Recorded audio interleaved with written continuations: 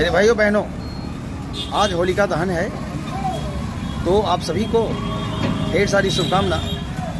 और मैं होलिका दहन से संबंधित कुछ खास जानकारी आप सभी के पास पहुंचाने जा रहा हूं कि होलिका दहन आखिर मनाते क्यों हैं। तो इसकी एक सबसे पहली बात ये कि होलिका दहन होली से एक दिन पहले, बल्कि इस बार तो ये कहें कि 2 दिन पहले, लेकिन नियमतः एक दिन पहले, क्योंकि कल चंद्र ग्रहण है और इसी वजह से एक दिन पहले होलिका दहन मना रहे हैं। तो होली के एक दिन पहले साधारण रूप से जो है यह मनाए जाते हैं और इसमें फाल्गुन मास की रात में होलिका दहन मनाते हैं, जो कि बुराई पर अच्छाई की जीत, घमंड की जो है सो हार, उसके अलावे जो है असत्य की हार, ये सारी अहम की हार, ये सारी चीज़ें जो है यह होलिका दहन में जल करके भस्म हो जाती है। इसलिए हम सभी को इसको ज़रूर इसमें अपने आप को भागीदारी बनना चाहिए।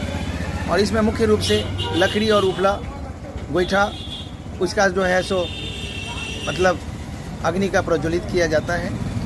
तो इसकी एक कथा है कि असुर राजा हिरण्यकश्यप, जिनके पुत्र प्रहलाद और बहन होलिका थी, तो असुर राजा हमेशा चाहते थे कि सब उनकी पूजा करें, लेकिन प्रहलाद जो थे वह भगवान विष्णु के भक्त थे। और चूँकि होलिका को आग में न जलने का वरदान था, लेकिन उसके बावजूद जब होलिका अपनी गोद में प्रहलाद को बैठा करके जब आग की प्रज्वलित हो गई, तो उसमें होलिका तो जल गई, लेकिन चूँकि प्रहलाद भगवान विष्णु के भक्त थे और भक्ति में बिल्कुल अपने आप को लीन रहते थे, तो प्रहलाद बच गए। तो यह संदेश बताती है कि हमेशा बुराई में अच्छाई, जब बुराई कितना भी हो जाए, लेकिन अच्छाई की जीत हमेशा होती है।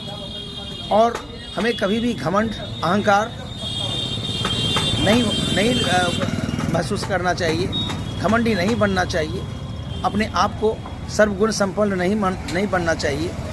तो ये एक बहुत बड़ी मैसेज देती है, क्योंकि जब भी हम सोचते हैं कि हम ये काम कर रहे हैं, यहीं पर हम गलती करते हैं और यहीं पर हमारी हार हो जाती है। तो भाइयों बहनों, मैं संजीव कुमार झा, मोटिवेशनल गुरु, आपको ये बताना चाहते हैं कि समाज में अगर अपने आप को बिल्कुल एक सक्सेसफुल इंसान के रूप में रहना है, तो अपने आप को बिल्कुल परिवार से थोड़ा सा ऊपर उठ करके सोचना पड़ेगा। और चूँकि होलिका दहन में असत्य, घमंड सारे जल करके राख हो जाती है और व्यक्ति का वहीं से आपका डेवलपमेंट शुरू होता है। तो